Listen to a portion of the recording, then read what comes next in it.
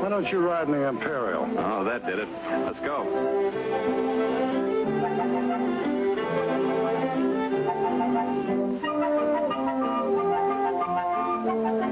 A Windsor and a Buick Super coast down this 18% grade with transmissions in low gear. This determines the braking you get out of an engine without using your brakes. Brakes used too much on hills heat up and fade. The Buick with down-the-flow transmission doesn't hold as well as the Windsor by a length and a half. Next is the Windsor and the Oldsmobile.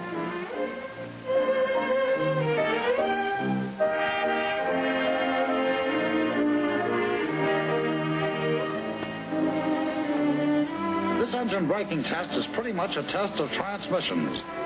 Now it's the Chrysler torque flight against Oldsmobile Hydromatic. The torque flight holds better than the Hydromatic. Now it's the Windsor torque flight versus Mercury's Mercomatic.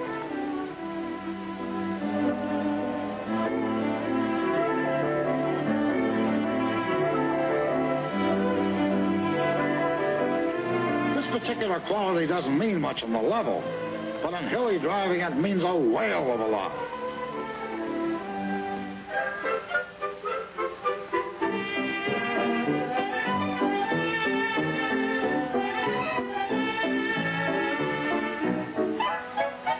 We're going to use this sharp curve for another test. Stability in hard turns. The established safe speed around here is 25 miles an hour. Our drivers are going to take it at 50 to see how steady each car can hang in there.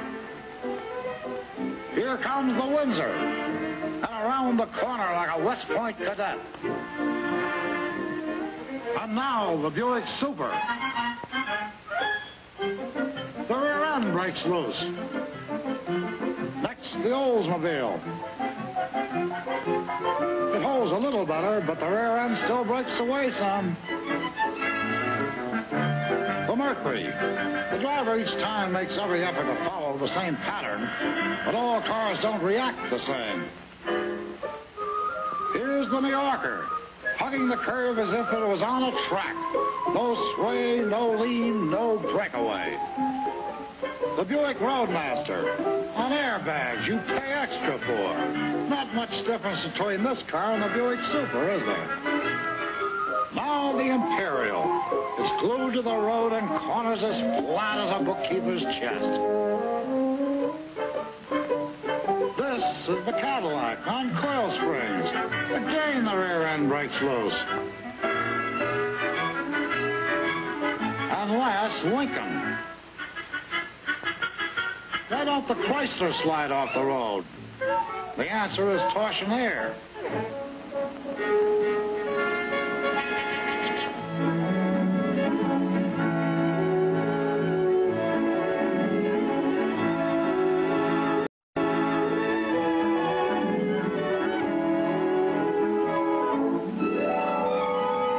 Here's a perfect spot to see how these cars stand up under a series of hard natural bumps. This particular 100 yards of road is as rough as you'll find anywhere. In the bump test, we send each car over the road in turn. First, the Windsor.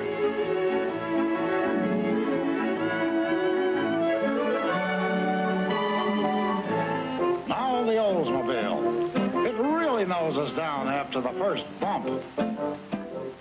Let's compare these two runs in split screen and slow motion, so we can see how each car reacts after a bump. The Windsor levels off quickly. The Oldsmobile continues to pitch, fore and aft the whole stretch. Next, the Mercury. This car does quite a bit of bottoming. In slow motion, we see the right front wheel of the Mercury leaves the road briefly after the initial bump. It leaves the road 3 more times in this stretch, and the car pitches all the way. Whereas the Windsor wheels never lose contact with the road and are always under control. The Buick Super. Buick has the standard coil spring suspension, same as last year. Compare them in slow motion. The Windsor rides steady, but Buick coil springs have very little control over bounce or pitching. Now the Chrysler-Saratoga. Note the contrast. The wheels take a beating, but they stick to the road, and the body stays level. The Buick Roadmaster holds special interest because it's equipped with so-called air suspension at extra cost. But you can see for yourself that these airbags don't absorb the bumps compared to Saratoga with torsion air. They don't check the rocking motion. Airbags lack both control cushioning and snubbing qualities.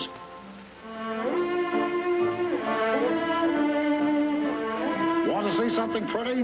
Watch this Imperial take the bumps, easily and evenly. Next is Cadillac. It noses heavily in front and pitches considerably. The Caddy is going to coil springs this year, both front and rear. A change for 58. But compared to the Imperial, they don't seem to help the ride much. There's a lot of seesawing still going on there. Now the Lincoln. It too has switched to coil springs all around for 58 in an attempt to improve the ride. But slow motion shows that compared to the Imperial, there is still a lot of rock and roll. There is just no car that rides as smoothly as a Chrysler with torsion air.